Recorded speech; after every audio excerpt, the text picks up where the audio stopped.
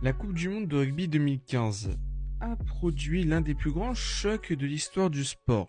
La victoire du Japon contre l'Afrique du Sud le 19 septembre 2015 à Brighton. Ce match est surnommé le Brighton Miracle. Donc l'Afrique du Sud est un géant du rugby mondial, bien évidemment. Les Springboks sont l'une des nations les plus respectées de l'histoire du rugby. Avant 2015, ils sont quand même sacrés champions du monde en 1995 et 2007, avec des joueurs immenses physiquement, culture du combat et de la domination.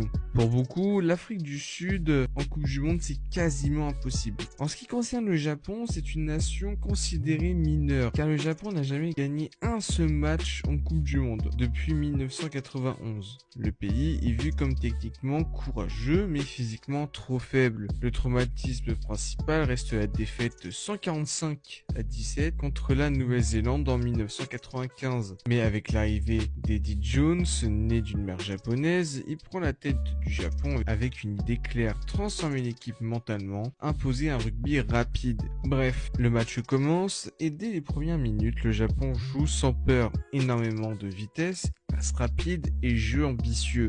Les Sud-Africains sont assez surpris. Comme prévu, l'Afrique du Sud avance en puissance. Les impacts sont énormes et la différence de taille est visible, mais le Japon refuse de craquer.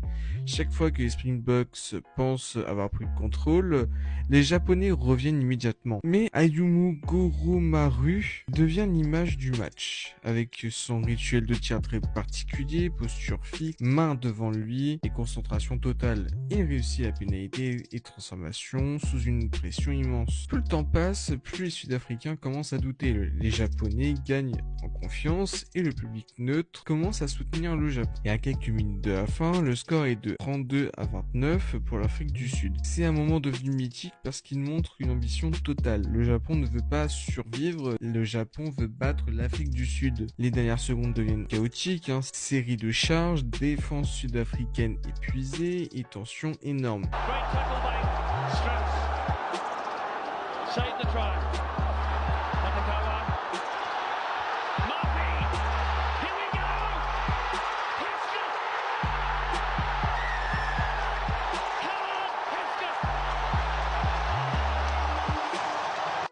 Et le Japon gagne 34-32. Le Japon gagne un immense respect. Le rugby asiatique devient pris au sérieux et cette victoire joue aussi un rôle énorme dans l'enthousiasme autour de la Coupe du Monde de rugby 2019 organisée au Japon.